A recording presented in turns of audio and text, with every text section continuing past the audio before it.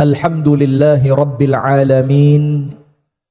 Allahumma salli wa sallim ala nabiyyina Muhammadin wa ala alihi wa sahbihi ajma'in. A'udzu billahi minasy syaithanir rajim. Ya ayyuhalladzina amanu taqullaha haqqa tuqatih wa la tamutunna illa wa antum muslimun. Allahumma inna nas'aluka ilman nafi'a wa rizqan tayyiba wa amalan mutaqabbala. Amin ya rabbal alamin. Amma ba'du. Alhamdulillah, kita bersyukur kepada Allah atas nikmat yang Allah karuniakan. Sehat, sempat. Karena manusia di antara dua ini, sehat dan sempat. Ada orang sehat tapi tidak punya kesempatan. Ada orang punya kesempatan tapi tidak dianugerahi kesehatan. Maka ketika sehat dan sempat ini kumpul, Rasulullah mengatakan banyak orang yang tertipu dengan tidak menggunakan sehat dan sempat itu untuk kebaikan. Terakhirnya getun. Getun itu apa? Loh, kok sama? Ini Jawa Timur niru Jawa Tengah apa Jawa Tengah niru Jawa Timur? Oh, Jawa Timur niru Jawa Tengah, tak pulang saya. Nah, sudah. Maka yang tersisa getun. Dengan itu banyak sekali ayat Al-Quran, banyak sekali hadis Nabi yang kemudian kita sampaikan di pengajian semacam ini untuk memanfaatkan kesempatan dan kesehatan sebaik mungkin. Maka salah satu surat yang sering kita baca, dan ini merupakan sunnah yang diamalkan oleh para sahabat Nabi. Kalau mereka kumpul dan kemudian perkumpulannya selesai, mereka mau pisah. Tapi acara kumpulnya itu bukan majelis ilmu, bukan majelis zikir. Mereka cuma kumpul begitu, ketemu, ngobrol, cerita, seru. Setelah mereka mau bubaran, mereka membaca satu surat, yaitu surah Al-Asr. Surat apa? Al-Asr. Di mana pada surat ini mengingatkan saya, mengingatkan panjenengan untuk apa? Supaya kalau kita wafat mboten getun.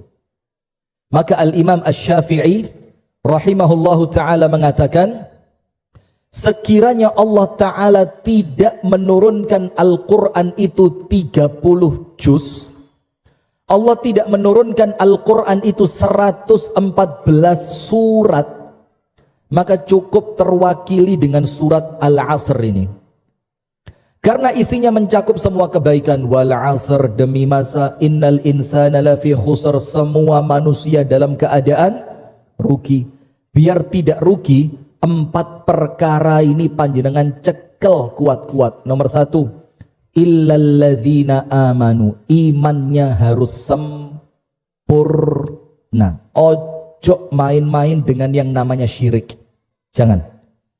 Walaupun terkadang kesyirikan itu berbalut budaya, tapi kalau sudah mengkhawatirkan akan menjerumuskan panjenengan pada suatu perbuatan yang itu kesyirikan, wes, jangan ikut-ikut. Illalladzina amanu.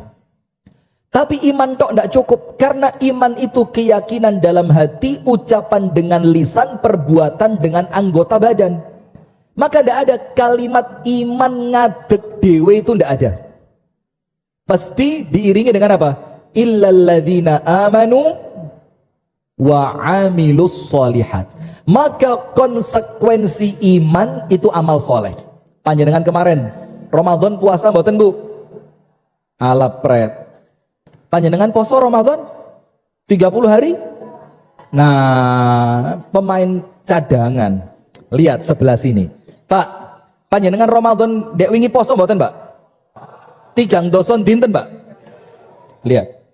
Ini calon surga kabeh, Masya Allah. Yang sebelah sini katanya Rasulullah apa? Kurang akal, kurang agama. Ini nanti belum pengajiannya selesai ibu-ibu buyar lapo ngurungokne wong situ iki. Nah, sudah. Maka iman itu konsekuensinya amal soleh. Maka orang puasa, panggilan pertamanya apa? Ya ayyuhalladzina amanu kutiba alaikumusiyam. Setelah iman diperintahkan beramal amalannya puasa. Maka puasa itu man shoma ramadhana imanan.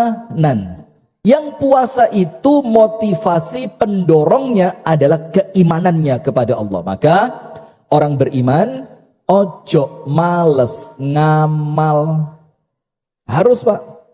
Bisa tahajud yo tahajud, bisa ngaji yo ngaji. Panjenengan saged sodakoh nggih sodakoh. Panjenengan kiat poso nggih monggo poso. Panjenengan orangnya seneng silaturahim nggih monggo silaturahime diperbanyak, disergepi. Illal ladzina amanu wa amilus sholihat wa tawasau bil haq. Nah ini loh. Kita di sini tawasau bil haq, saling mengingatkan untuk menjalani sing bener-bener. Wa tawasau bis sabr. Selama orang itu berada di atas kebenaran, kudu sabar. Nggih napa nggih? Karena apa? Kesabaran itu menjadikan amal soleh senantiasa sukses. Orang puasa perlu sabar. Poso lek gak sabar, mokel. Orang tahajud perlu sabar. Orang tahajud kalau tidak sabar, karuan turu. Ibu-ibu ngadepi suami.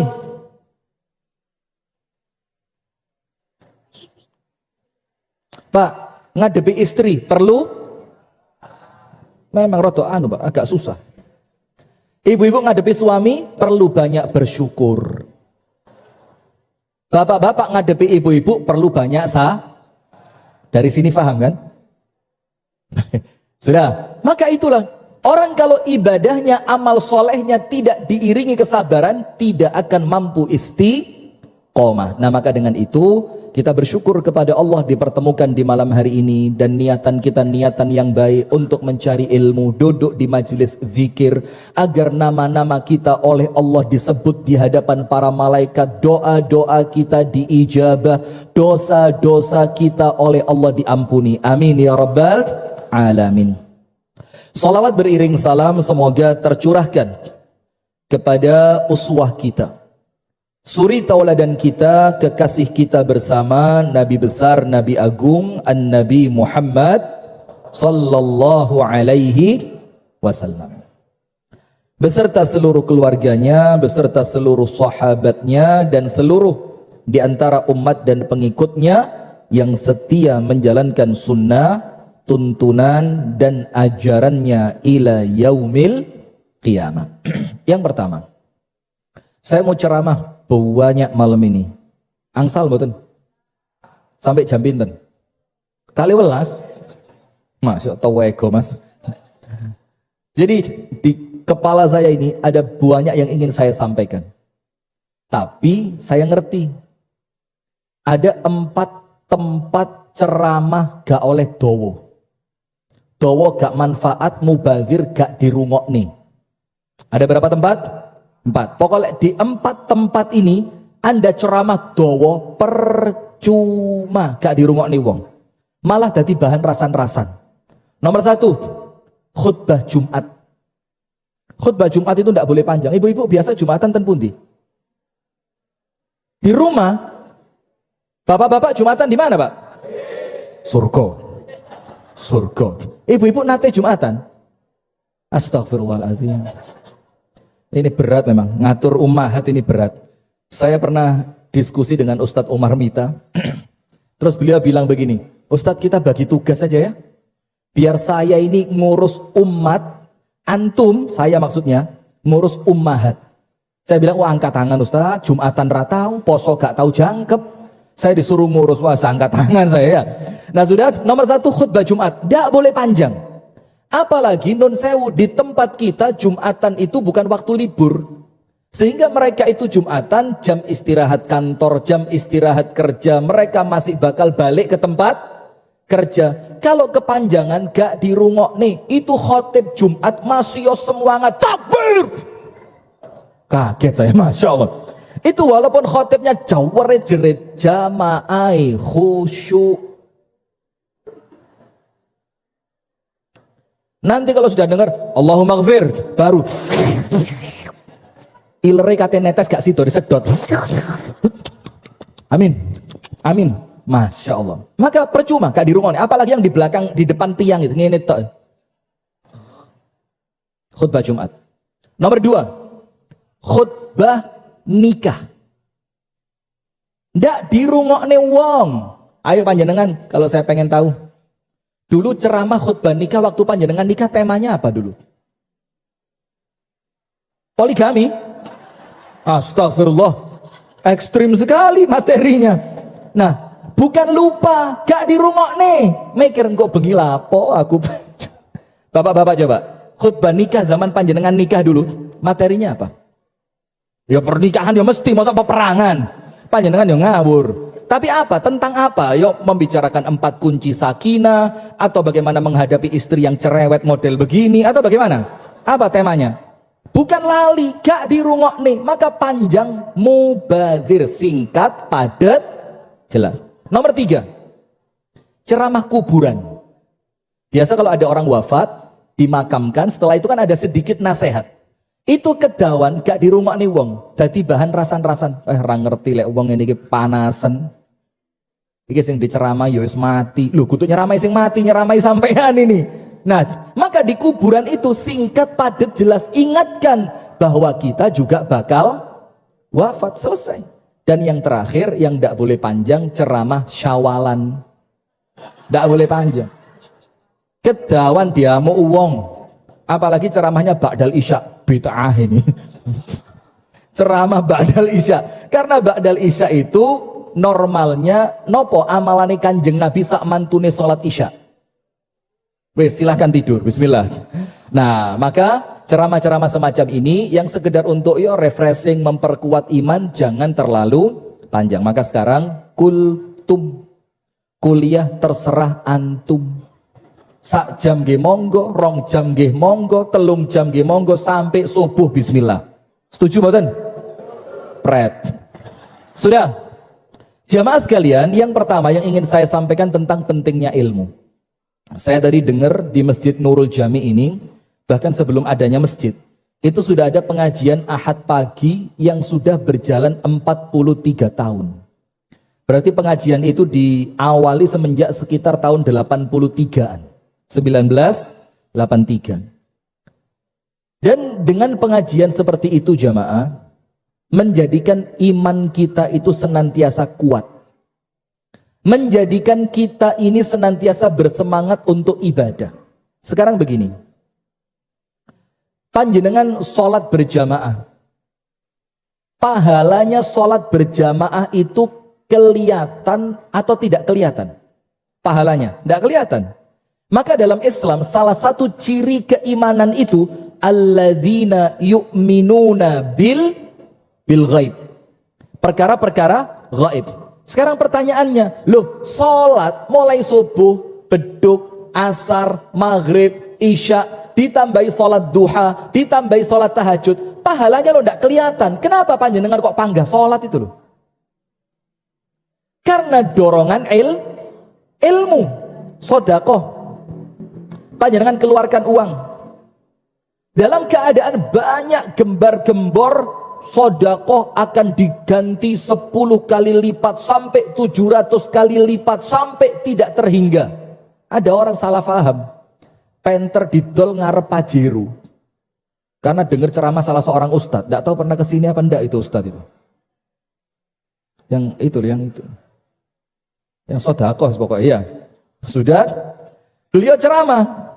Wes pokok getol intine sodako. Lek gak sodako dosa gitu loh seakan-akan. Padahal sodako itu hukumnya apa?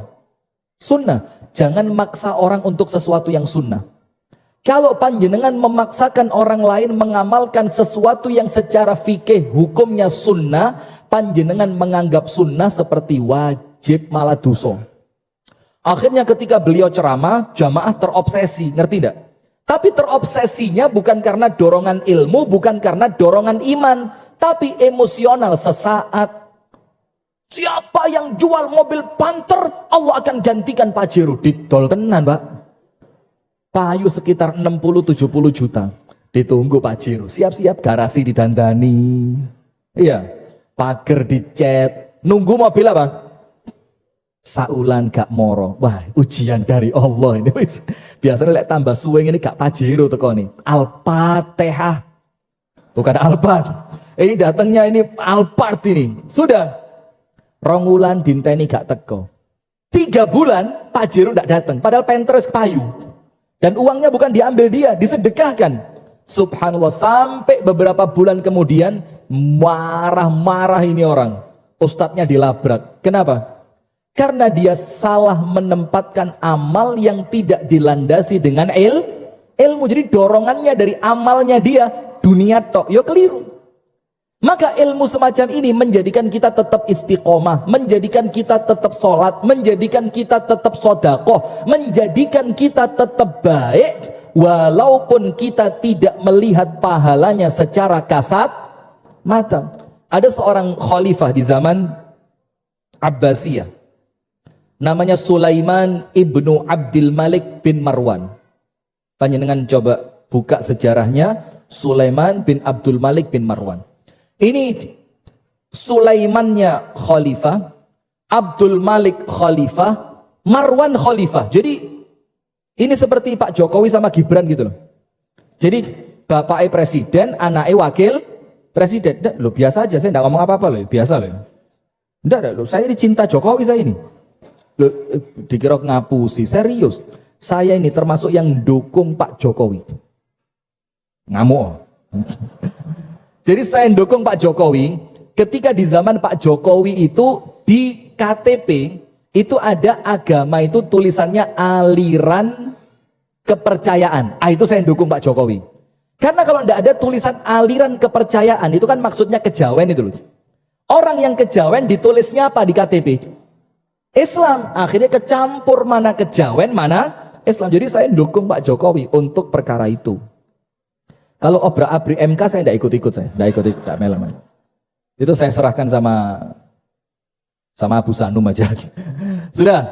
Maka Sulaiman bin Abdul Malik bin Marwan itu mau berangkat haji. Khalifah besar, kekuasaannya hampir mencapai 1/3 dunia. Mau berangkat haji. Dikumpulkan pasukannya, dibilang, ayo siap-siap kita mau berangkat haji. Siap semuanya. Setelah sampai di Mekah, Sulaiman bin Abdul Malik bin Marwan ngundang jamuan makan malam yang diundang siapa? Para ulama-ulama Mekah. Setelah jamuan makan selesai, Sulaiman bin Abdul Malik bin Marwan itu membutuhkan mufti haji. Jadi dicari di antara ulama itu mana orang yang paling pinter, digoleki. Endi sing paling pinter? Sudah ditanya, man a'lamukum bil halali wal harami. Di antara kalian ini, mana yang paling ngerti syariat? Semuanya kompak, nunjuk satu orang, beliau. Siapa yang ditunjuk? Ada yang tahu? Klaten, Masya Allah. Siapa yang ditunjuk? Klaten, Masya Allah. Ini mulai tahun 83 pengajian. Boten apa-apa. Itulah fungsinya pengajian ya. Dari tidak tahu menjadi tahu. Nah, ditunjuk satu orang. Siapa dia? Atha ibnu Abi Rabah. Namanya Imam Atha bin Abi Rabah. Tidak ada perawakan ulama. Badannya biasa, pakaiannya biasa. Bahkan kakinya yang satu itu sedikit kecil. Jadi kalau jalan bertopang dengan tongkat.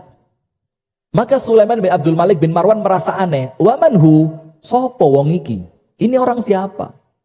Dibilang sama orang-orang yang lain, hadza atau huwa warithu ilmi Abdillah ibni Abbas.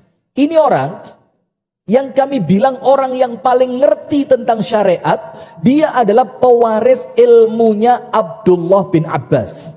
Panjenengan tahu Abdullah bin Abbas?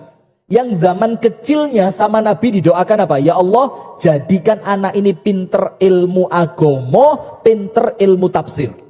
Dan Sulaiman itu bin Abdul Malik bin Marwan itu nunjuk orang tersebut, Atha bin Abi Rabah, karena semua ilmunya Abdullah bin Abbas dia pegang.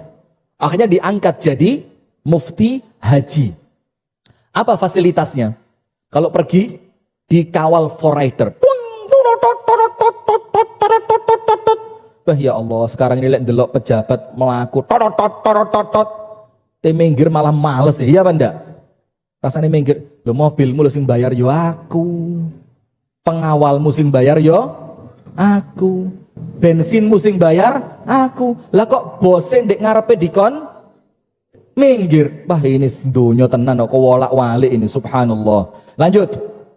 Maka fasilitasnya apa? Sulaiman bin Abdul Malik bin Marwan ini, dia mendapatkan fasilitas sama percis seperti fasilitasnya khalifah. Tendanya sama, kendaraannya sama, makanannya sama, pengawalnya sama. Jadi mulai Mina, Musdalifah, Arafah, Mekkah, balik ke Mina, itu tendanya Atha bin Abi Rabah, itu tenda sebesar tendanya khalifah. Nah, di waktu tanggal 9 Zulhijjah, pas hari Arafah, itu Sulaiman bin Abdul Malik bin Marwan itu berdebat dengan anaknya. Boleh enggak meninggalkan Arafah sebelum matahari tenggelam? Itu bapak sama anak debat. Enggak boleh, enggak boleh, seruat ini. Akhirnya apa? Anaknya ngomong, "Loh, ngapain kita ribut begini? Kita kan punya seorang alim, Atha bin Abi Rabah. Ayo kita datang ke tendanya. Kita mau tanya." Subhanallah, pas itu Sulaiman bin Abdul Malik bin Marwan nuntun anaknya, ternyata antrian panjang di tendanya Atha bin Abi Rabah. Banyak orang yang mau tanya. Khalifah gak mau antri, langsung melbu tung sampai depannya Atha bin Abi Rabah. Terus Atha tanya, "Man ant? Sampean niki sopo?" Bayangin. Sampean niki sopo? Lihat ulama itu. Kalau ulama sing tenanan ulama lo ya, bukan ubaru, ini ulama. Sing tenanan ulama itu pasti disegani. Kenapa? Ulama itu gak kemalan dunyo. Maka suatu hari Imam Hasan Al-Basri ditanya sama muridnya, "Imam, apa rahasianya panjenengan niki lek ketemu wong soge gak mundur blas? Ndangak, ganteng, wibawa. Apa rahasianya?" Kata Imam Hasan Basri apa? "Karena dia butuh ilmu saya dan saya ndak butuh bondonya dia. Dia butuh sama saya ndak butuh sama dia. Maka dia tunduk di depan saya." Sekarang ndak begitu. Ulama ngetek one way. Apa one way itu? Nyuwun duit. Akhirnya nggak dihargai sama orang kaya. Fatwanya bisa disetir. MBG bagaimana fatwanya? Halal it'amut ta'am wa yut'imuna ta'ama ala hubbihi miskinan wa yatiman wa asira. Dalilnya banyak, bagus. Lanjutkan. Rodok keringetan saya. Astagfirullah. Tapi di sini tidak apa-apa ya. Ya pelan-pelan ya, dikurangi dikit ya. Kenapa? Oh, jangan. Gas sampean mulai tenang, saya dicegat. Rumah saya jauh. Panjenengan punya dekengan, saya sopo dekengan nih. Sampai mana tadi? Astagfirullah. Sudah. Fokus. Astagfirullah. Sampai mana tadi? Ulamanya bisa dibeli. Kenapa? Seneng duit, tidak punya wibawa blas. Nah sudah, maka Atha bin Abi Rabah itu tanya sama khalifah yang tidak mau antri nih, "Man ant? Sampean sopo?" Kata khalifahnya apa? "Lu lali. Lawi sing ngangkat sampean kan yo aku." Khalifah ini Sulaiman bin Abdul Malik bin Marwan. Apa katanya Atha? "Saya tahu. Maksud saya panjenengan datang ke sini sebagai khalifah yang membawa perintah atau panjenengan datang sebagai penanya?" Apa kata Sulaiman bin Abdul Malik bin Marwan? "Saya datang untuk bertanya." Apa kata Atha bin Abi Rabah? "Khudh makanak ala taburik." Mundur, ambil antrian paling belakang. Bayangin ini. Ulama mana yang berani begini sekarang? Saya termasuk yang tidak berani. Nah sudah, itu anaknya ditonton sama Sulaiman bin Abdul Malik bin Marwan, dijak mundur. Nak mundur. Sambil dia mundur ambil antrian, Sulaiman ngomong sama anaknya apa? Ya bunayya utlubil ilm wa kum minal ulama. Nak, belajar ilmu. Belajarlah ilmu dan kamu harus jadi ulama. Anaknya tanya, kenapa Pak? Seumur-umur kata Sulaiman, aku iki gak tahu belas diperintah orang. Gak pernah saya diperintah orang. Bapak saya khalifah. Gibran ngomong gitu ya. Bapak saya presiden. Bapak saya khalifah.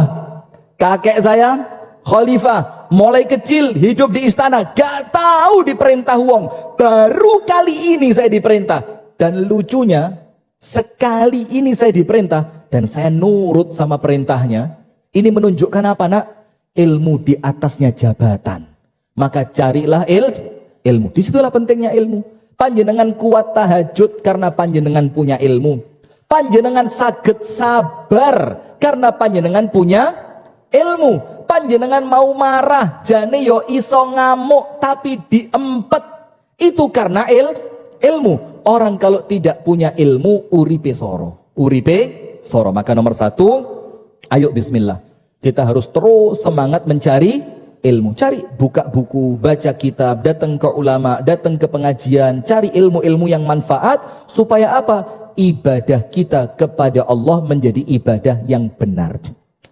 Yang kedua yang ingin saya sampaikan, ini setelah Ramadan. Banyak di antara kita setelah Ramadan ini luput dari satu perkara. Istiqomah, enggak, panjenengan orangnya istiqomah, amin. Atau balik males, enggak, panjenengan semangatnya membara, amin. Satu yang terkadang kita lupa, berdoa, memohon kepada Allah agar ibadah kita sama Allah diterima. Padahal dalam kitab Lataiful Ma'arif, Al-Imam Ibnu Rajab Al-Hambali mengatakan apa? Para salaf zaman dulu, jadi mulai zaman sahabat, mulai zaman tabi'in, mulai zaman tabi'ut tabi'in, dan diikuti sampai zaman orang-orang soleh. Kata Imam Ibnu Rajab apa? Mereka itu berdoa untuk supaya Ramadannya oleh Allah diterima. Itu berdoanya 6 bulan. Mulai Syawal, Dzulqa'dah, Dzulhijjah, Al-Muharram, Safar, Rabiul Awal. Itu mereka setiap berdoa, ada satu doa yang mereka tidak lupakan. Ya Allah, terimalah Ramadan kami ya Allah. Karena apa? Nun sewu nggih, beribadah itu mudah, tapi diterimanya susah. Ikhlasnya hilang titik. Ikhlasnya itu sedikit hilang, ditolak sama Allah. Salatnya tidak khusyuk, susah diterima sama Allah. Sampai Sayyiduna Ali bin Abi Thalib itu mengatakan apa? Qabulul a'mal ahammu minal amali nafsihi. Diterimanya suatu amalan itu jauh lebih penting dibanding sekedar beramal. Antum nanti pulang silakan buka dalam Al-Quran. Allah Ta'ala berfirman, walladzina yu'tuna ma atau wa qulubuhum wajilah, yaitu orang-orang beriman yang menyedekahkan harta mereka dalam keadaan hati mereka ketakutan. Wis iman sodakoh tapi atine wedi. Wedi itu bahasa Jawanya apa? Ajrih, takut. Lepas diwolak-walik ajrih. Jadi mereka itu imannya bagus dan mereka melakukan amal soleh dengan bersedekah, tapi atine kemrungsung, atine wedi. Ibunda Aisyah sempat dalam tanda kutip salah faham. Apa kata Ibunda Aisyah? Ya Rasulullah, apakah mereka itu yang merasa takut karena mereka pernah berzina? Apakah mereka itu yang merasa takut karena mereka pernah mencuri? Apakah mereka itu yang merasa takut karena mereka pernah berjudi, minum minuman keras, atau dosa-dosa besar yang lainnya? Rasulullah bilang apa? La, tidak Aisyah. Mereka itu orang yang sholat, mereka itu orang yang puasa, mereka itu orang yang sodakoh, mereka itu orang-orang baik, tapi mereka khawatir amal mereka oleh Allah tidak diterima. Sekarang pertanyaan, yakin enggak setiap kita sholat kita diterima? Lek yakin khawatir sombong, gak yakin kok empani sholat gak manfaat belas. Coba, ya itu introspeksi buat kita masing-masing. Sampai Abdullah ibnu Mas'ud mengatakan apa? Kalau saya tahu, kata Abdullah bin Mas'ud, satu saja, saya tahu satu saja sujud saya oleh Allah diterima, saya yakin dengan itu bakal masuk surga. Lek yakin satu tok sujudnya diterima, dengan itu saya yakin masuk surga. Kenapa? Antum tahu? Perempuan pekerjaannya jelek, ngasih minum seekor anjing, melbu surga. Seorang laki-laki nyingkirkan gangguan dari jalan gara-gara dia lihat ada batang berduri, dienggirno, Allah terima kasih, Allah ampuni dosanya, Allah masukkan dia ke dalam surga. Maka satu saja sujud saya oleh Allah diterima, saya yakin melbu surga. Tapi saya tidak tahu diterima atau tidak. Kemudian dia melanjutkan, kalau saya tahu satu saja dosa saya oleh Allah tidak diampuni, saya yakin dengan itu bakal masuk neraka. Kenapa? Lihat perempuan ngurungi kucing, tidak dikasih makan, tidak pula dilepas untuk cari makan sendiri sampai kucingnya mati. Di mana tempatnya perempuan itu? Di neraka. Maka kata Ali bin Abi Thalib, diterimanya amalan itu lebih penting, lebih hebat dibandingkan beramal itu sendiri. Maka setelah Ramadan seperti ini, PR kita satu, introspeksi, kira-kira Ramadanku oleh Allah diterima atau tidak. Nah sekarang yang ketiga, baru masuk ke materi. Tadi muqaddimah. Materinya begini. Ada 4 pilihan. 4 istri, astagfirullah. Ini tolong diamankan sebelah kanan, ganggu ini. 4 istri itu ya apa? Saya ini mau ceramah serius diganggu. Ada 4 cara, 4 pilihan sikap yang bisa Anda lakukan ketika panjenengan disakiti orang lain. Dan 4-empatnya boleh, gak dosa, dan bukan aib. Boleh dilakukan. Jadi Anda pilih nomor 1, boleh. Pilih nomor 2, boleh. Nomor 3, boleh. Nomor 4 juga boleh. Cuma yang membedakan level kebaikannya. Nomor 1 baik, nomor 2 lebih baik, nomor 3 semakin baik, nomor 4 yang terbaik. Nah maka nanti panjenengan pilih nomor 1, monggo, ndak apa-apa. Panjenengan pilih nomor 2 ketika disakiti orang lain, boleh. 3, 4 semuanya boleh.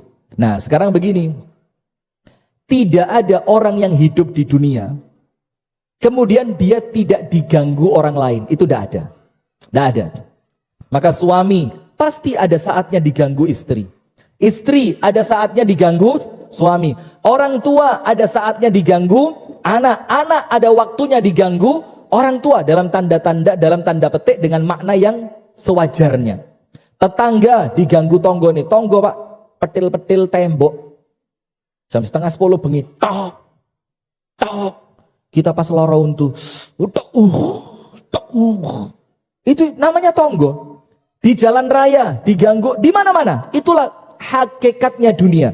Panjenengan urip ndek donya pasti diganggu. Dalilnya minimal 2. Minimal 2. Bahwa orang hidup di dunia pasti ada gangguan. Dalil yang pertama. Allah Ta'ala berfirman di dalam Al-Quran, وَجَعَلْنَا بَعْضَكُمْ لِبَعْضٍ فِتْنَةً أَتَصْبِرُونَ. Kami jadikan sebagian kalian untuk sebagian yang lain sebagai ujian. Satu dengan yang lain sebagai apa? Ujian. Kuncinya satu, atasbirun, apakah kalian mampu sabar? Dari ayat ini menunjukkan adanya kita dan orang di sekitar kita itu ujian untuk kita masing-masing. Saya sekarang ujian buat panjenengan. Ceramah rek kayak iyo. Ini ujian. Panjenengan ujian buat saya. Saya ceramah ngotot-ngotot. Lah kok sing sebelah kono turu. Lah ini ujian. Maka keberadaan kita satu dengan yang lain sebagai ujian. Ayat ini menunjukkan tidak ada manusia hidup di dunia tanpa gangguan orang lain. Nabi Muhammad diganggu apa enggak? Nabi Muhammad diganggu apa enggak? Diganggu. Istrinya Nabi Muhammad SAW, Ibunda Khadijah radhiyallahu anha, diganggu apa enggak? Diganggu. Semua diganggu. Ndak ono wong di dunia gak diganggu, ndak ada. Dalil yang kedua, Rasulullah SAW bersabda, "Alladzi yukhalitun nasa wa yasbiru ala adahum khairun min alladzi la yukhalitun nasa wa la yasbiru ala adahum." Bahasa Arab saya bagus ya. Masya Allah, belajar bahasa Arab sak wen-wen ya. Orang yang kumpul manusia, kumpul, seneng kumpul itu kalau bahasa Jawanya grapyak. Grapyak itu apa? Ya sana bisa, sini bisa ya. Atau bahasa yang lainnya itu blater. Ngerti blater? Jawa Timur berarti blater ini. Blater itu kalau orang bikin rumah belum di keramik dikasih semen itu loh. Oh plester, oh alah. Ya wes bahasa Inggris. Bahasa Inggrisnya itu humble. Jawa orang ngerti dah nih Inggris ya. Humble itu Bu, kalau panjenengan masak pancinya panas diangkat pakai humble itu loh. Jampel. Jampel itu kalau aki mati disambung sama aki yang lain itu dijampel namanya. Wes terus, astagfirullahaladzim. Sudah. Maka Rasulullah bersabda, orang yang kumpul pasti diganggu. Maka orang yang seneng kumpul, kata Nabi Muhammad, seneng kumpul. Arisan PKK ikut, acara Karang Taruna ikut, di kampung ada kerja bakti ikut, di masjid ada pengajian yo ikut. Pokok kumpul terus. Tapi orang ini sabar ketika diganggu. Apa kata Nabi Muhammad? Luwe apik, lebih baik, lebih utama, lebih afdal dibanding siapa? Walladzi la yukhalitun nas, dibanding orang sing gak seneng kumpul. Dan biasanya panjenengan teliti, lah insya Allah gak salah. Apa itu? Orang yang gak seneng kumpul biasanya tersinggungan. Gini apa nggih? Dijak guyon, baper, koncone pasang status, nyindir. Dan saya pernah ini Bu, kejadian Bu. Ya saya tidak nyebut tempat ya, karena sekarang live ini rotok medeni nyebut tempat. Pulang pengajian, kaca mobil saya diketok-ketok sama ibu-ibu. Tok tok tok tok tok. Ustaz, buka jendelanya. Saya buka, mobil zaman biyen Pak, bukanya nggak pakai power window, tapi pakai power hand. Cek cek cek cek cek cek cek cek cek. Wes jendelane rotok seret, ibu-ibu cerit-cerit. Enten apa Bu? Ustaz turun dulu. Masya Allah. Masuk kata dirabek nombe anak saya ini, Masya Allah. Turun saya. Setelah turun, panjenengan tahu ngomong apa ibu ini? Ustaz, tadi materi ceramah pesanan tuan rumah ya? Loh. Saya tanya, loh kenapa kok pesanan tuan rumah? Itu mulai innal hamdalillah sampai kafaratul majelis subhanakallahumma wa bihamdika, itu nyindir saya terus. Masya Allah Bu. Lah orang model begini biasanya gak akeh koncone. Kenapa? Gampang tersinggung. Temennya arisan, diundang suguhane api, pamer. Suguhane elek, medit. Ada orang sholatnya panjang, riak. Enek wong sholatnya cepet, apa yo diterima. Nah, ada orang ngaji banter, dumane lek ngaji pinter dibanter nih. Ada orang ngaji pelan, ketara lek raiso, Klaten banget. Nggak boleh tersinggung, ayo. Gak duwe konco nanti, sudah. Maka orang kata Nabi Muhammad yang seneng kumpul tapi ketika diganggu orangnya sabar itu lebih baik dibanding orang sing gak seneng kumpul biasanya gak sabaran. Nah ini dalil yang kedua menunjukkan panjenengan kalau kumpul manusia pasti diganggu. Paham betul? Nah sekarang Ustadz, kalau diganggu apa yang harus kami lakukan? Jadi kalau saya diganggu orang, apa yang harus saya lakukan? Maka panjenengan punya 4 pilihan cara. Semuanya boleh. Jadi panjenengan monggo kerso mau pilih nomor berapapun itu bukan dosa. Artinya ada keluasan syariat untuk panjenengan memilih manapun. Nomor 1, wes ben cepet. Nomor 1, ketika panjenengan disakiti orang lain, ada cara membalasnya dengan apa? Balesen sesuai kejahatan yang dia lakukan. Misalkan panjenengan diludahi, balasan, balasan sudah. Panjenengan maaf nun sewu nggih, ini kalau bahasa Jawa Timurnya dikuampleng, powo, balasan, powo. Panjenengan dilok nih, lemu, TBC. Balasan pokok sesuai kezaliman yang dia lakukan kepada panjenengan. Pukul balas, pukul. Paido balas, paido itu apa sih? Paido itu dinyek, dicaci, maki, balas, paido. Panjenengan diludahi, balas, ludahi. Boleh apa tidak? Boleh. Tapi ini bukan jamaah Nurul Jami. Ya jamaah Nurul Jami ya gini semua calon surga kok ya. Apa ya pantas? Nah ini jamaah calon surga semua. Nomor 1, balas sesuai kadar kezaliman yang dia lakukan. Ustadz kok ngurui elek? Apa ya oleh ngono iku? Boleh. Dalilnya ada? Ada. Allah Ta'ala berfirman, wa jazaa'u sayyi'atin sayyi'atum mithluha. Balasan suatu keburukan adalah keburukan yang serupa. Pukul balas pukul, dihina balas hina. Boleh? Boleh. Ayatnya mengatakan balasan suatu keburukan adalah keburukan yang serupa. Boleh. Dalilnya dari hadis apa? Rasulullah bersabda, al-musabbani, 2 orang yang saling mencaci maki. Rasulullah bilang apa? Wa 'alal badi'i ma lam ya'tadil madhlum. Dosanya ditanggung yang memulai. Selama yang membalas tidak berlebihan. Penak ora? Ngelok nih wong gak dosa loh. Masya Allah. Ini kalau tidak di Nurul Jami tidak dapat Anda. Ngelok nih wong gak dosa. Dengan syarat apa? Jangan panjenengan yang mulai. Tapi panjenengan cuma membalas.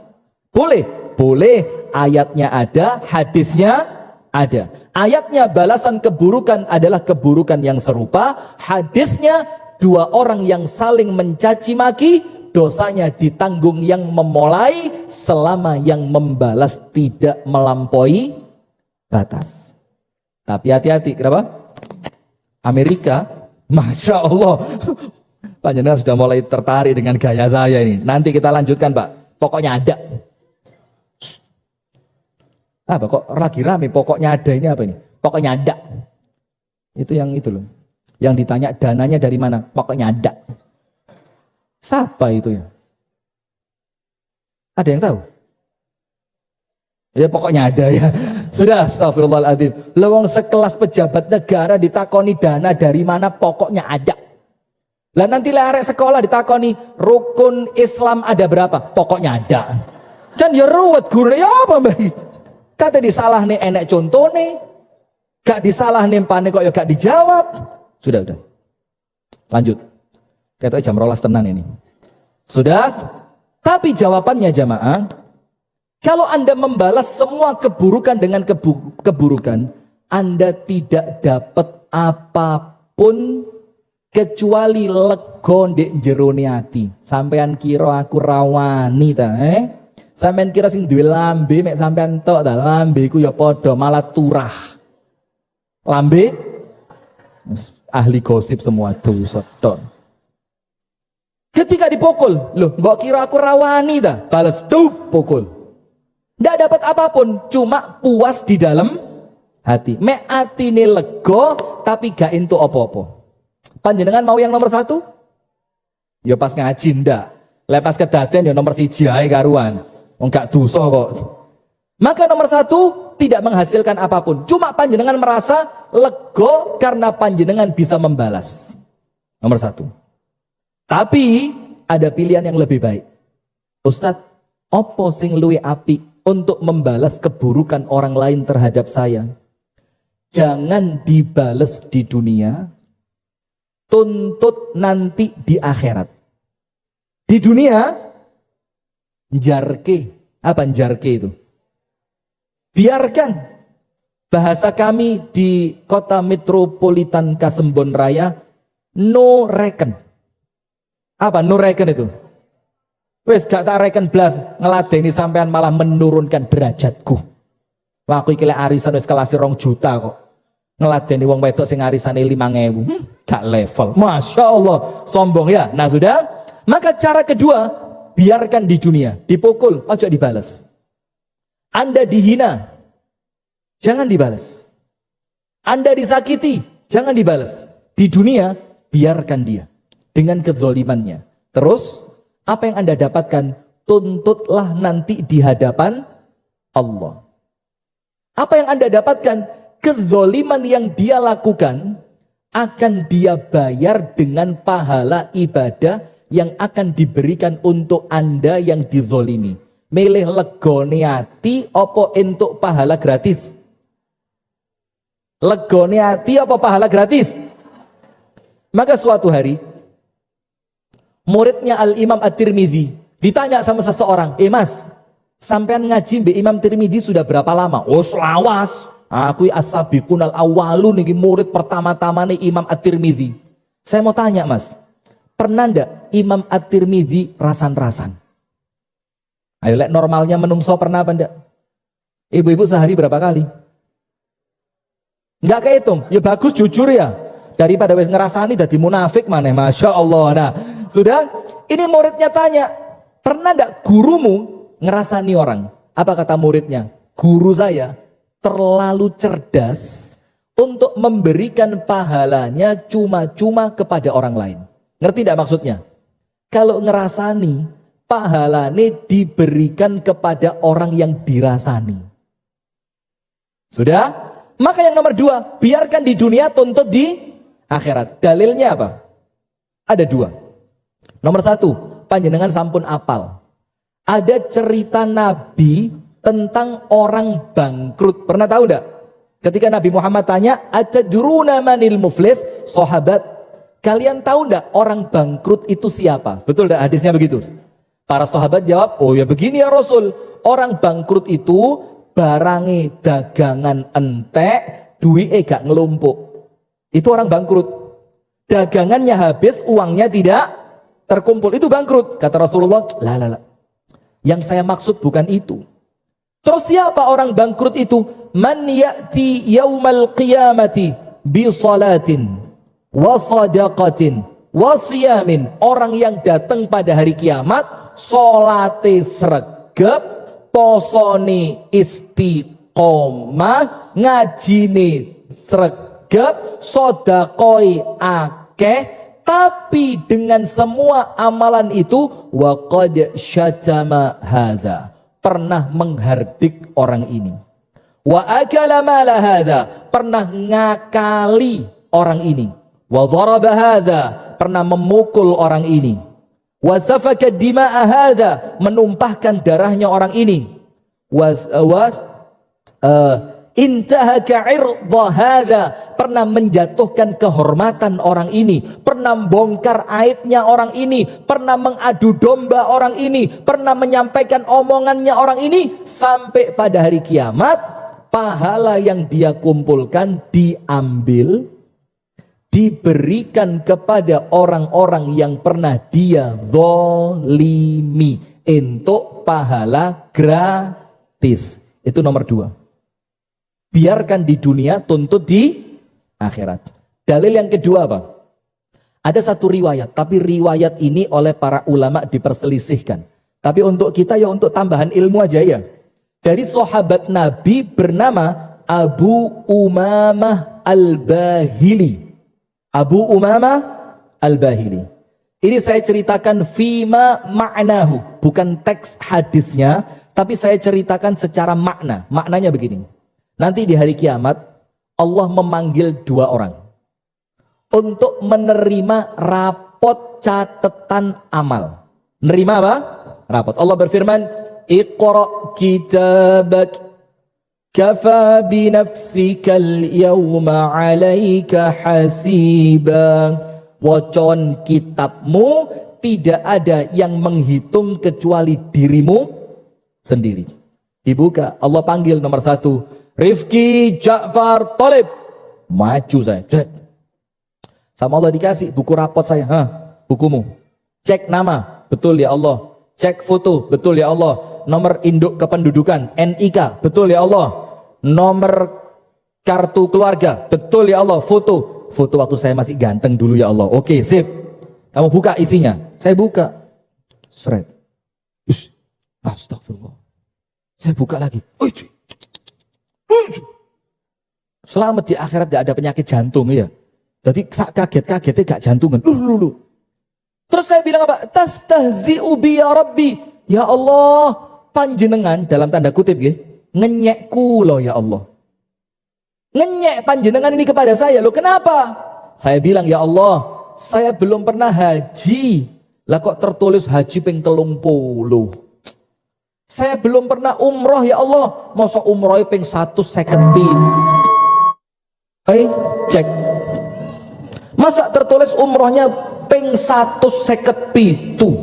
Terus ya Allah, saya tidak punya anak asuh. Masa tertulis di sini anak asuh saya 300. Ini punya siapa ya Allah? Bukan buku saya.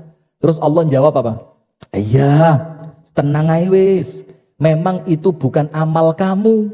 Tapi haji ping 30 itu karena Pak Haji Bu Hajah di Masjid Nurul Jami tahu ngerasani sampean.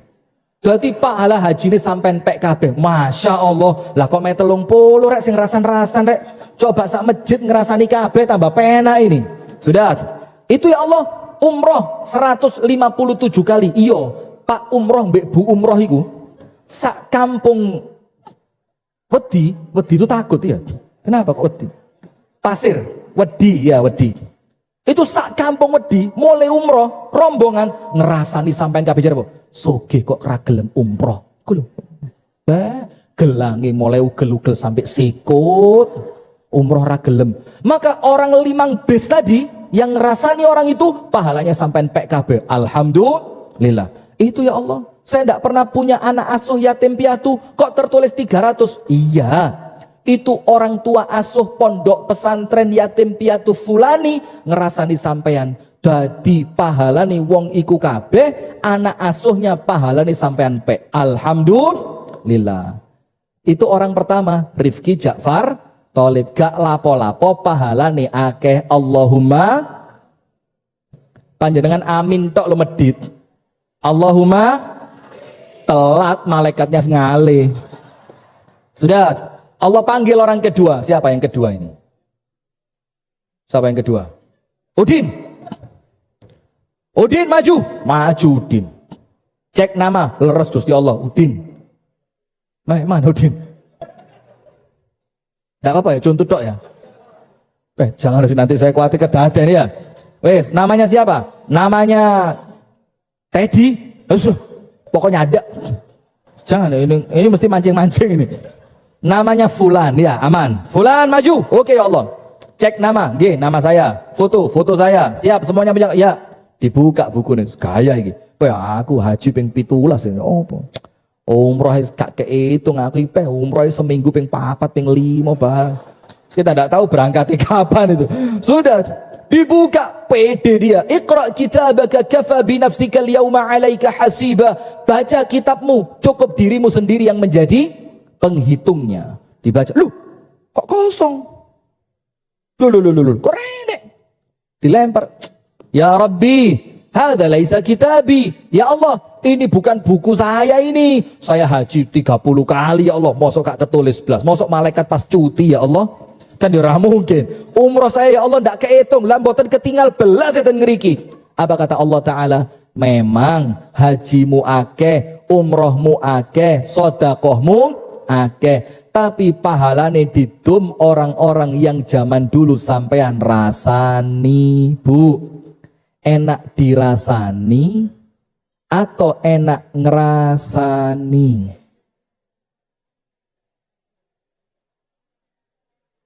Bu, enak dirasani nopo enak ngerasani?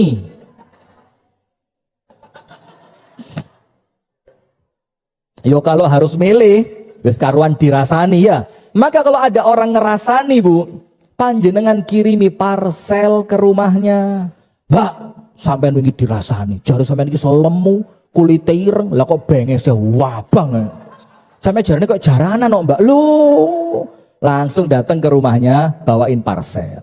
Apel, buah, pir, anggur, tapi jangan lupa sebelumnya direndam sianida. Ya malah rusak ini, astagfirullah. Nah, maka panjenengan ingat Kiai Haji Abdullah Gimnastiar. Agim ingat. Pernah panjenengan boikot dulu ya? Alah ndak apa. Pernah panjenengan boikot dulu ya? Kenapa dulu Bu? Lo panjenengan istrinya bukan kok sok-sokan marah. Nah sudah, maka Agim itu mengatakan apa? Kalau ada orang berkirim pahala kepadamu, kirimi kebaikan kepadanya. Kalau kamu digunjing, kamu difitnah, kamu dicaci, kamu dimaki, balaslah kebaikan orang itu, ngirim pahala gratis dengan hadiah kepadanya. Setuju boten?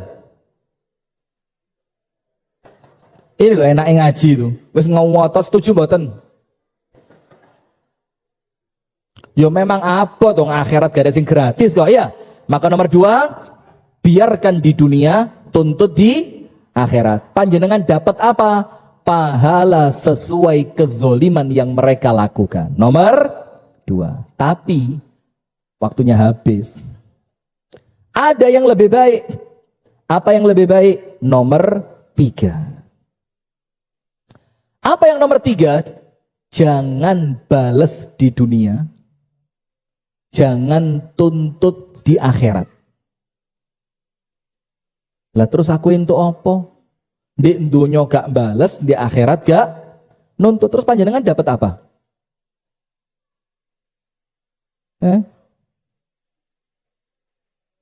Halo? Panjenengan dapat apa?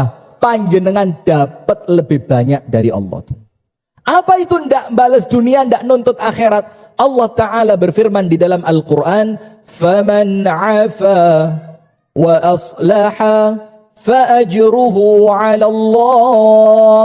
Orang yang memaafkan di dunia dan dia tidak menuntut di akhirat, dia memperbaiki hubungannya, maka Allah Ta'ala yang langsung menanggung pahalanya. Gak balas dunia, gak nuntut akhirat. Tak kasih contoh. Misalkan panjenengan nuntut di akhirat, di dunia gak bales. Panjenengan, ya Allah, saya dulu pernah dihina orang ini ya Allah. Oke. Apa hinaannya? Kuatah ya Allah, lemu, medit, ireng, pendek. Lo papat, lemu, medit, ireng, pendek. Wong yo teko niku. Yang mana? Astagfirullah. Sudah. Oke. Karena kamu dihina 4, lemu, medit, ireng, pendek. Kok jangkep peram ya? Maka pahala untukmu 1 gelas. Itu kalau nuntut. Karena sesuai dengan kadar kezoliman yang panjenengan rasakan. Sudah. Kalau panjenengan tidak nuntut di akhirat, di dunia memaafkan, di akhirat gak nuntut pahala, maka yang nanggung siapa?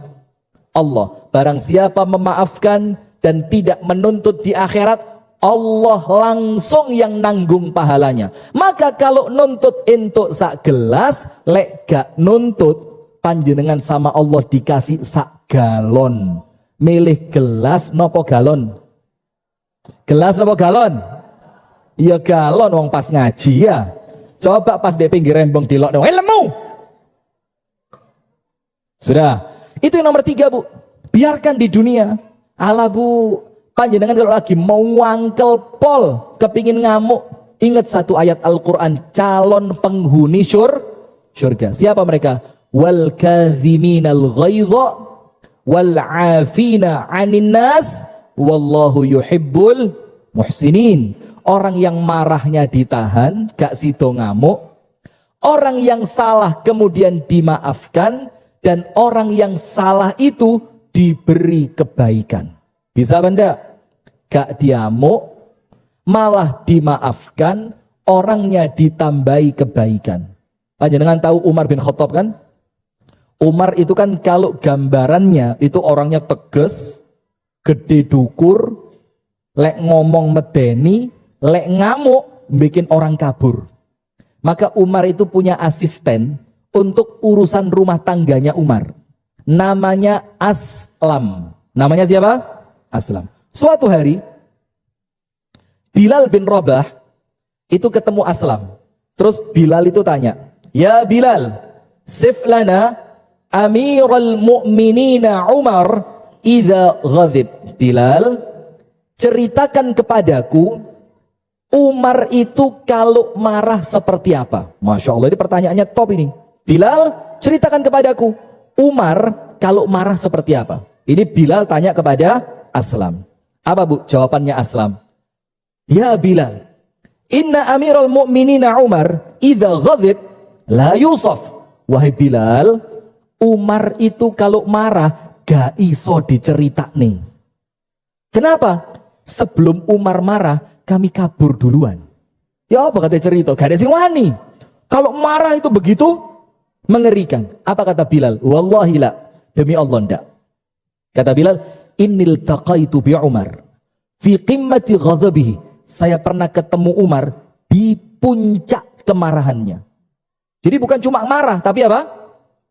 Pas pol-polane le Umar itu ngamuk. Terus kata Aslam, apa yang kamu lakukan? Faqara'tu alaihi ba'dha ayil Qur'an. Aku bacakan kepada Umar sedikit ayat Quran. Apa yang terjadi? Fataqta'a ra'sahu ka'annahu at-tairul madhbuh. Tiba-tiba Umar itu begini, dingkluk-dingkluk. Tidak lama setelah itu jatuh tersungkur seperti burung yang disembelih. Maka Aslam tanya, ayatnya opo? Tak kayak jimat iki. Lek pas Umar ngamuk tak wacani. Apa ayatnya? Kata Bilal, ayat tadi, wal kadhiminal ghaidh, orang yang pandai menahan amarah. Wal afina 'anil nas, gampang memaafkan orang yang salah. Wallahu yuhibbul muhsinin, dan berbuat baik kepada orang yang zalim kepada kita. Kata Bilal, ketika aku bacakan ayat itu, Umar langsung mantuk-mantuk gak sido ngamuk. Bayangin. Maka nomor 3 ini bu, wis tala. Kalau kita ini mau gak ngamuan, ada caranya. Ya cuma yo lepas dere yo roto angel ini ya. Cuma coba ditahan sejenak ya. Ambek ano sih roto gede. Keluarnya dari mulut ya, jangan dari mulut. Jadi tarik nafas. Kalau berdiri, duduk. Kalau duduk, berbaring. Bukan malah sebaliknya, kita kalau marah sambil duduk, apa yang kita lakukan? Apa? Ya, tambah nemen setan nih, tambah jari setan nih. Terus no mas. Cilik sikat pisan buyar mas. Padahal tuntunannya sak wali kalau berdiri suruh duduk, kalau duduk suruh berbaring. Intinya apa? Orang kalau marah disuruh mempersedikit aktivitas. Jadi lek ngamuk, menengok. Tarik nafas. Ibu-ibu kalau tahu bapaknya nikah lagi, bu, menengok. Tak belani, Pak. Tenang aja, Pak. Beres. Boleh, Bu? Boleh. Lo ceramah lo boleh apa enggak? Enggak boleh. Lo saya diundang suruh ceramah, kalau saya tanya boleh, Bu? Enggak boleh. Masya Allah. Sudah. Maka tarik nafas. Yang kedua, kata Rasulullah, Pak, kalau sedang marah, wudhu. Apa? Wudhu. Karena marah itu panas, karena marah itu dari setan. Setan terbuat dari apa? Api. Lek ngamuk, dinginkan, padamkan dengan air wudhu. Jangan tambah ngamuk diladeni, enggak. Itu nomor 3. Terakhir penutup. Nomor 4. Balas dunia sesuai kadar kezaliman. Nomor 2, biarkan di dunia, tuntut di akhirat oleh pahala gede. Nomor 3, biarkan di dunia, jangan tuntut di akhirat, dapat pahala jauh lebih besar. Bahkan dikatakan oleh para ulama, kalau ada balasan yang tidak disebut secara spesifik, itu artinya surga. Jadi kalau memaafkan di dunia, tidak nuntut di akhirat, panjenengan langsung masuk surga. Allahumma amin. Mau sekarang? Yang terakhir nomor 4. Balas keburukan dengan kebaikan. Ini baru kelasnya Nurul Jami. Tenan lagi, yakin wajahnya itu wajah surga kabeh ini. Kelihatan. Panjenengan gak ada kaca cermin di rumah? Sudah. Yang keempat, balaslah keburukan dengan apa? Kebaikan. Misalkan ada perempuan ngerebut suami panjenengan. Saya mau tanya, ngerebut suami orang itu baik atau buruk? Harus dibalas dengan apa? Bagus. Ini semua ceramah sak jam ini tadi intinya cuma itu. Tenang aja Pak, tak belani Pak. Panjenengan pokok meneng tok ae, enak. Ya Bu ya, ngerebut suami orang baik atau buruk? Berarti kalau mereka melakukan keburukan, balas dengan doakan. Ya Allah, mudah-mudahan mereka bahagia ya Allah. Ya Allah, lancarkan rezekinya ya Allah. Mudah-mudahan mereka bisa segera bulan madu ke Mekah Madinah ya Allah. Saged nggih? Ngaji itu untuk diamalkan. Nggih napa nggih? Nah, maka yang nomor 4, balaslah keburukan dengan apa?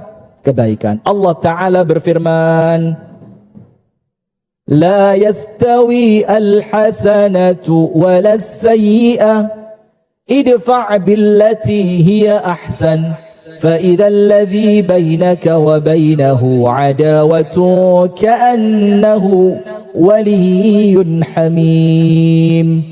Tidak mungkin sama yang baik dengan yang buruk, tidak sama. Jadi ngomong baik dengan ngomong buruk tidak sama.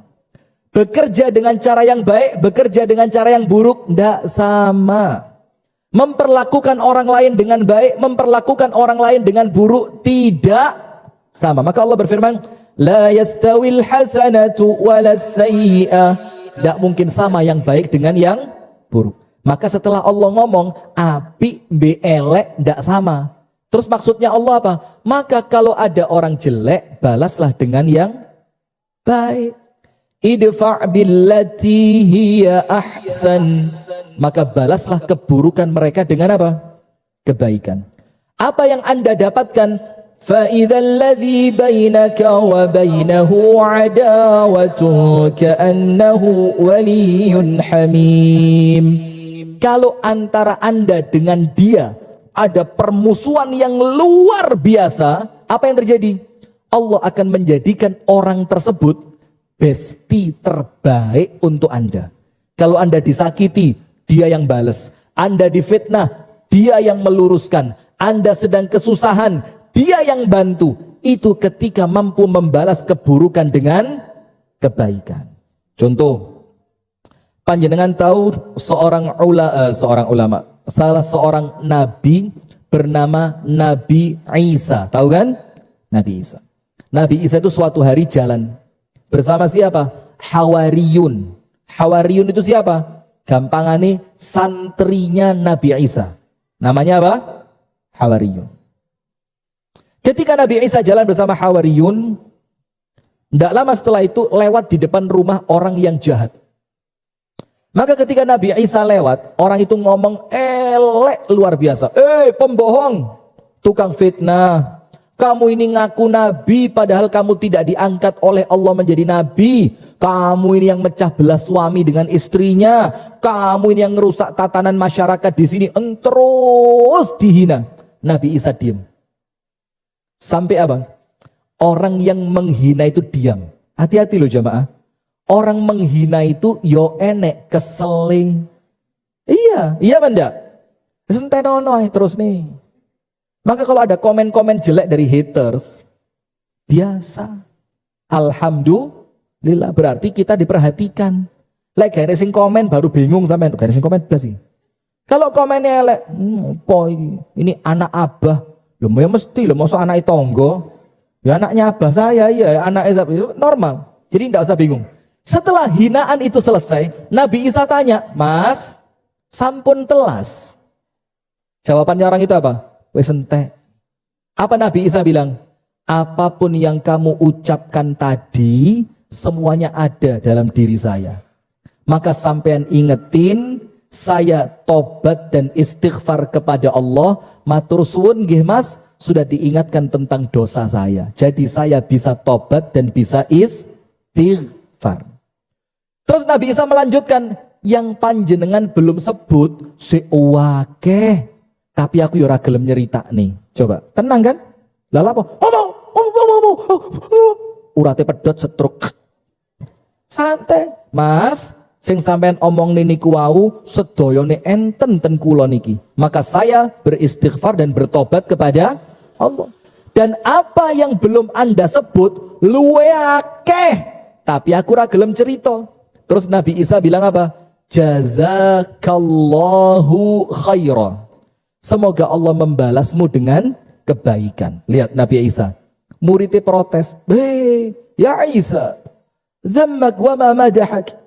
Orang itu ngenyek sampean, bukan ngelem.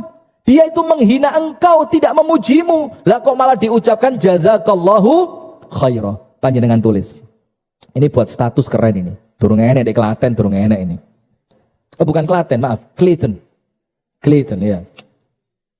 Apa kata Nabi Isa? Nabi Isa mengatakan, kameranya lain. Cek tambah viral saya. Nabi Isa mengatakan, kullun yunfiqu badha'i'ahu. Yang bisa baleni pakai duit 1.000. Ayo.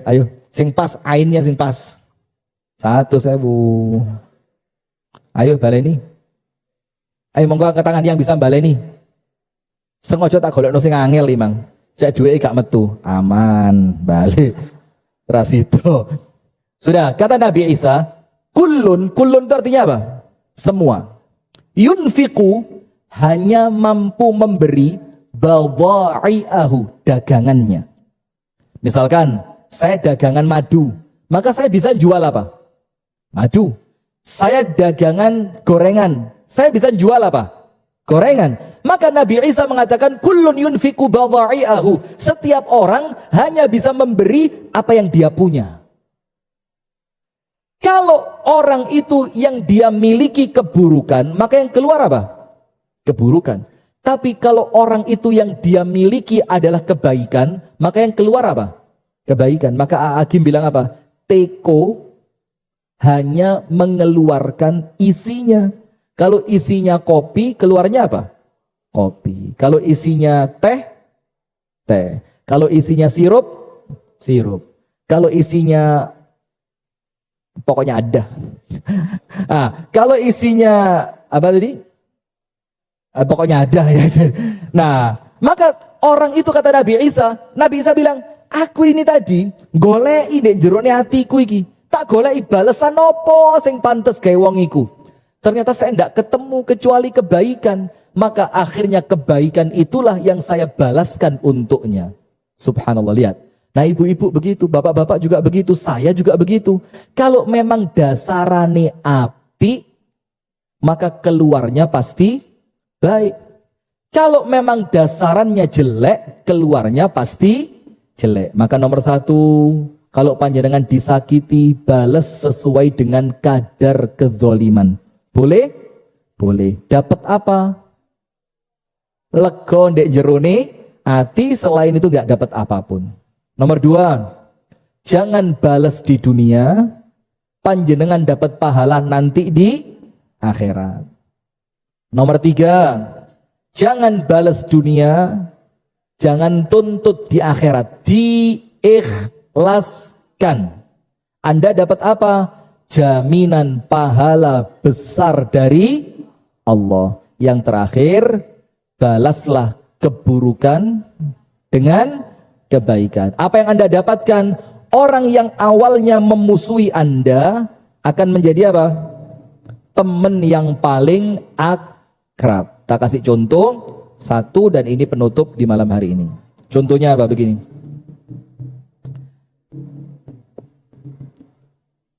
Anda tahu Nabi Muhammad ketika jalan dari Mekah menuju Taif sekitar 90 km dan naik.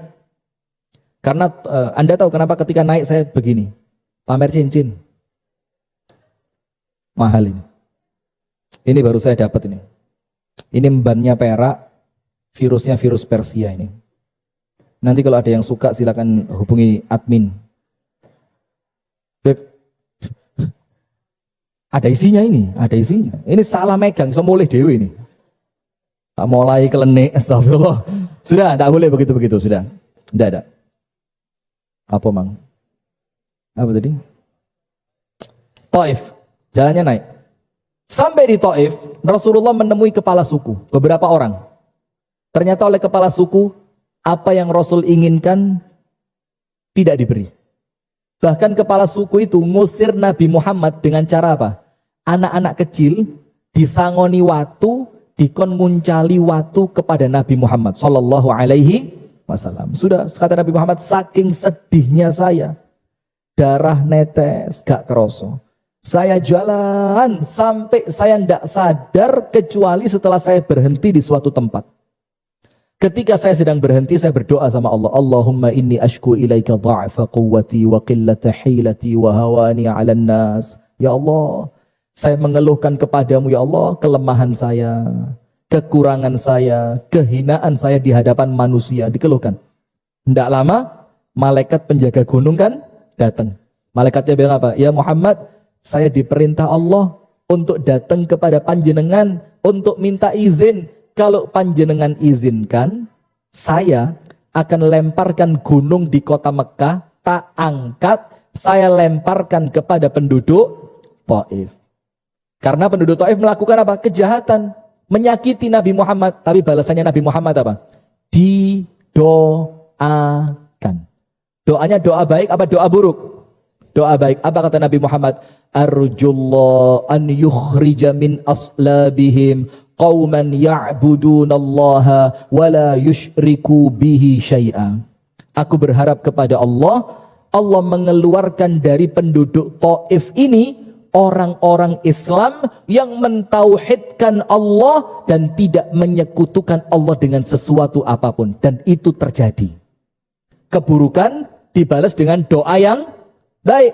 Apa yang terjadi? Panjenengan silahkan cek semua, kalau tidak semua 90%. Panglima perang hebatnya Nabi Muhammad itu anak-anaknya orang Taif. Panglima perang sing top-top itu anak turunnya orang Taif. Kenapa dapat seperti itu? Karena zaman dulu Nabi Muhammad membalas keburukannya dengan kebaikan. Akhirnya apa? Muncul generasi yang menjadi bestinya Nabi Muhammad sallallahu alaihi wasallam. Kemudian sedikit klarifikasi. Ini kayak pejabat Indonesia kan. Ngomong sakarepe lek enek kelirune moro-moro klarifikasi. Begini. Saya belum jadi pengasuh pondok. Baru bangun, itu pun baru ngeduk sumur. Itu pun pemborongnya tak jak ngaji. Malah gak digarap wis. Jadi baru ngeduk sumur, itu pun sumur sudah hampir 3 minggu, gak metu-metu banyune. Alhamdulillah, udah dalam banget ketemu batu, enggak keluar. Jadi itu insya Allah proyek kami untuk 2 tahun ke depan. Jadi program di pondok itu bukan pondok menerima pendaftaran santri, enggak. Tapi saya cari santri. Karena itu pondok pengkaderan dai. Saya cari santri 20 orang. Lulusan SD, yang minimal sudah hafal 5 juz. Kalau nanti dicek, ternyata yang hafalannya 5 juz itu banyak, kita seleksi lagi. Menerima cuma 20 orang dan semuanya insya Allah gratis, tidak dipungut biaya, dan panjenengan doakan mudah-mudahan pembangunannya lancar. Amin ya rabbal alamin. Jadi tadi pengasuh pondok Rimba, ini dibilang Rimba, Pak, brewok Rimba dia. Itu pondok namanya Markas Takwinid Duat, pusat pembentukan dai. Nah cuma nama untuk warga sekitar kita meringankan bahasanya, cek gak kedukuran. Untuk warga sekitar kita kasih nama Pondok Rimba Wonoagung karena berada di Kecamatan Kasembon, Desa Wonoagung. Kalau ada di antara panjenengan yang kerso rawuh ngeriko, monggo nanti insya Allah kita adakan makan duren bersama. Per orang dapat 1 butir. Bukan 1 duren, bukan. Sementara ongkos kesananya berapa? Clayton sampai Kasembon berapa? Kasembon itu kalau panjenengan mau naik pesawat ada bandaranya di sana. Ada Bandar Udara Kasembon Raya. Anda cari di Google Map keluar insya Allah ya. Baik, saya rasa cukup sekian yang dapat kami sampaikan. Semoga ada manfaatnya. Kurang dan lebihnya saya mohon maaf. Saya kembalikan kepada MC. Falyatafaddal mashkuran ma'jur. Baik, jazakallah khair. Yang pertama, kalau mengenai pertanyaannya perang Syiah, perang Iran, Amerika dan Israel, saya tidak jawab itu karena itu fitnah besar. Dan mohon maaf ya, fitnah-fitnah besar seperti ini tidak pantas disampaikan oleh dai-dai yang ilmunya belum mumpuni. Apalagi disampaikan di khalayak ramai umum semacam ini yang semuanya bisa mendengar dan mempersepsikan sesuai kemauannya masing-masing. Nah, maka para ulama itu memberikan nasihat, kalau terjadi fitnah, jalan paling selamat itu diam. Jalan paling selamat itu apa? Diam. Itu kalau berkaitan dengan perangnya. Tapi kalau ngomong tentang syiahnya, para ulama yang saya ikuti sampai detik ini, itu mereka bersepakat bahwasannya Syiah itu sesat. Syiah itu apa? Sesat. Kesesatannya luar biasa banyaknya. Dan yang paling parah di dalam kitab mereka yaitu Al-Kafi, mereka menganggap Quran kita tidak sama dengan Quran mereka. Nabi kita tidak sama dengan Nabi mereka. Dan berbagai macam penyimpangan-penyimpangan yang lainnya. Walaupun mengkafirkan Syiah secara total itu juga perkara terlalu berani. Terlalu berani. Apalagi perkara mengkafirkan ini perkara besar.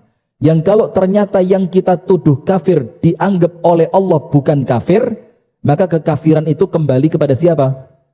Yang berbicara. Bahkan kalau panjenengan cek dalam kitabnya Ibnu Taimiyah di dalam Majmu' Fatawa, itu Ibnu Taimiyah mengatakan tidak mengkafirkan seorang pun yang kalau sholat masih menghadap kiblat. Itu Ibnu Taimiyah. Nah, apalagi dai-dai kecil semacam kita ini ya. Maka kalau yang Rafidhah, kalau yang Nusairiyah jelas kafir. Dan mereka memang kesesatannya sudah menyimpang dari rukun-rukun Islam yang baku, bahkan rukun iman. Tapi kita tidak memungkiri ada beberapa kelompok kecil dari Syiah yang memang masih ada kedekatan dengan Ahlu Sunnah. Seperti apa? Syiah Ismailiyah, Ja'fariyah. Dan kalau panjenengan mau cek, silakan cek biografinya Al-Imam Ibnu Hajar Al-Asqalani. Itu ada sedikit rotok-rotok Syiahnya dikit. Penulis kitab Bulughul Maram, pensyarah kitab Sahih Bukhari, Fathul Bari, fi syarhi Sahihil Bukhari. Itu Ibnu Hajar ada sedikit kecondongan pada Syiahnya. Terus kita berani mengkafirkan Ibnu Hajar? Kan tidak berani. Maka perkara-perkara besar seperti ini lebih bagus dipelajari di komunitas yang lebih kecil, lebih serius dengan dasar literasi yang jelas. Agar apa? Tidak memunculkan kerancuan berpikir. Wallahu ta'ala a'lam bissawab. Kemudian untuk panjenengan, kalau sholat susah khusyuk. Sementara kalau tidak khusyuk, sedikit kemungkinan sholatnya oleh Allah diterima. Saya pernah punya cerita, Bu. Di Kasembon, di masjid saya biasa sholat. Masjid kami itu pas pinggir jalan. Kalau hari malam Ahad malam Senin itu banyak bis wisata mampir. Nah, waktu itu saya ngimami di masjid. Tapi saya datangnya naik motor. Ketika saya datang qomat itu cuma kurang 15 detik. Saya khawatir kalau saya tidak segera masuk, nanti diimami orang lain karena banyak tamu. Saya khawatir malah tamu yang maju, cepat-cepat saya maju. Saya lupa handphone saya di bawah setir motor kan, motor itu kan motor matic ya. Saya taruh situ, plung. Niat awal rakaat pertama maghrib sabbihisma rabbikal a'la. Rakaat kedua hal ataka hadithul ghasyah. Ceru lek tamu suara enak. Wah, sombong. Sudah. Allahu Akbar. Tamu banyak. Bis, antri kamar mandi, antri tempat wudhu, parkiran penuh. Al-Fatihah selesai. Baru mau sabbihisma rabbikal a'la. Belum sempat dibaca. Eling. HP ku kae ndek sepeda. Lek enek sing telepon murup kelip-kelip wakeh wong alamat ilang wis. Itu sabihis ganti kul huwaile. Rakaat pertama wal asri, rakaat kedua inna a'thaina. Susah khusyuk yang Bu. Apalagi jam. Makanya saya beli jam itu tidak pernah mahal. Paling yo 3.200.000, 4 juta, murah-murah saya beli jam itu. Kenapa? Loh, 3 juta mahal, Pak.